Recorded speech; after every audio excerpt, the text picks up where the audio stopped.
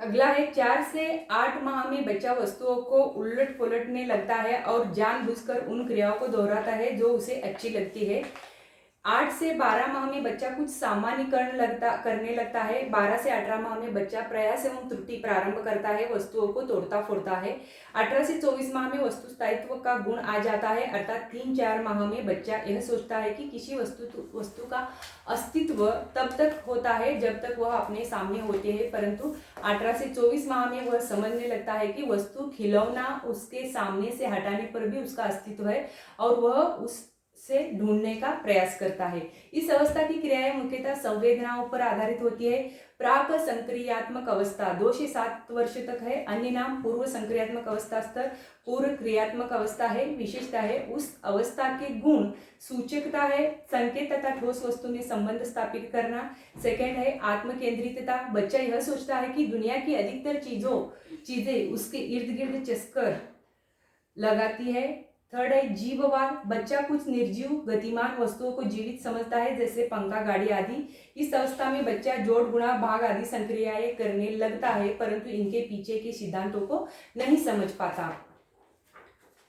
बच्चे में पलटा विगुण नहीं होता, अर्थात बच्चा यह समझता है कि 2 गुणा 2 = 4 हुआ, परंतु वह यह नहीं समझ पाता है कि 4 भागिले 2 =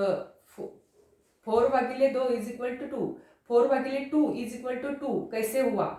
थर्ड है ठोस संक्रिया की अवस्था 7 से 12 वर्ष तक की है। अन्य नाम मूर्त संक्रियात्मक अवस्था स्तर है। सेकंड है मूर्त चिंतन की अवस्था चरण है। इसकी विशेषताएं हम देखते हैं।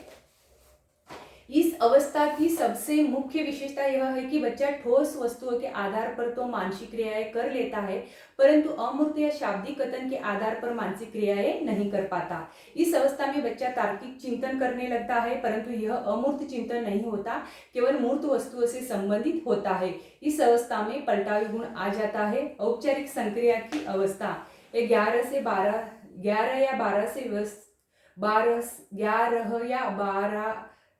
से वयस्क अवस्था तक का है। इसका अन्य नाम है अमूर्त संक्रियात्मक अवस्था स्तर, अमूर्त चिंतन की अवस्था, औपचारिक अवस्था यानी चरण।